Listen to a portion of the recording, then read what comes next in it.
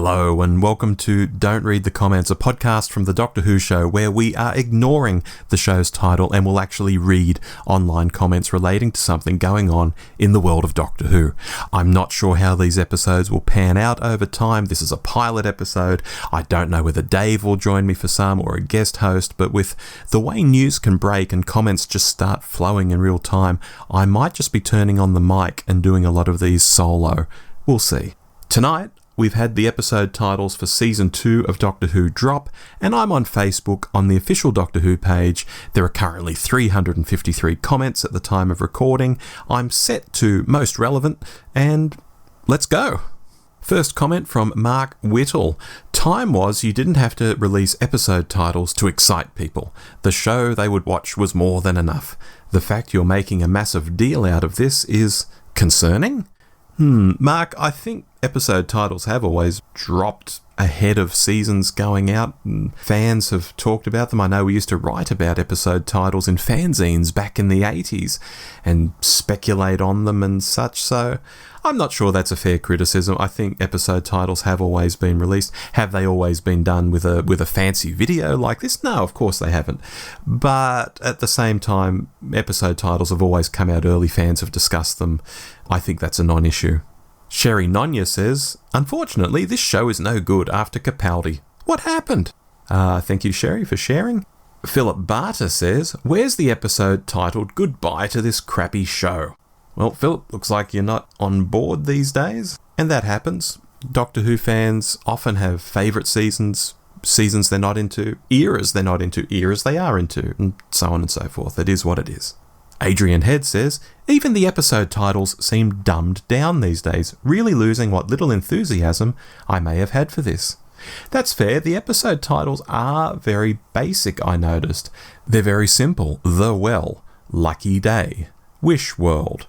Even ones that are slightly longer still do what they say on the box. The Robot Revolution, The Story and The Engine. The Interstellar Song Contest, you get the idea. So I take on board that they're basic. And I guess another way of looking at basic is that they're dumbed down. But I think it seems to be a deliberate choice, given that they're all like this. So let's just see where that leads. Rick Roberts says, I don't see an of the Daleks in their RTD. Good point from Rick. We don't know if there's a Dalek story in this season. If this is Ncuti's last season and he doesn't get a Dalek story and hasn't had a Cyberman story, that could be a very strange era for a Doctor. But we shall see. Timothy Rodmore says, the studios are all shut now, all staff gone to other things, last series, enjoy. And that picks up on a lot of reporting in past months that, yes, the TARDIS set has been taken down at Bad Wolf Studios. They do have the space out for hire. There hasn't been a lot written, aside from what RTD might have written for a third series. Certainly there's no Christmas episode in the can and such. So to say last series is potentially quite true, but it would be the last series of this current era. It doesn't mean the last series of Doctor Who forever and ever. That would be over-egging the pudding, Timothy. Cameron Monaghan says, aside from the Intergalactic Song Contest, this looks incredible. I feel the Robot Revolution should be a sequel to Robots of Death. That'd be quite interesting if it is. And I think the Intergalactic Song Contest, much like the Big Finish story, which also has a Eurovision-style song contest in space that came out, a decade or more ago, is quite Marmite. I think that might be the Marmite one of this season too. James Smith says, can't wait until it's cancelled.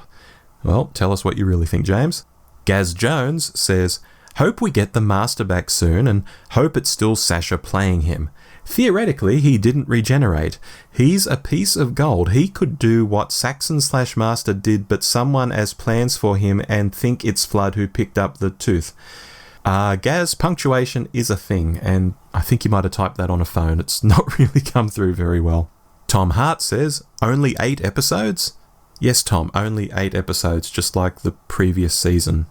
James Badger says, I've seen the trailer for the next series a bunch of times.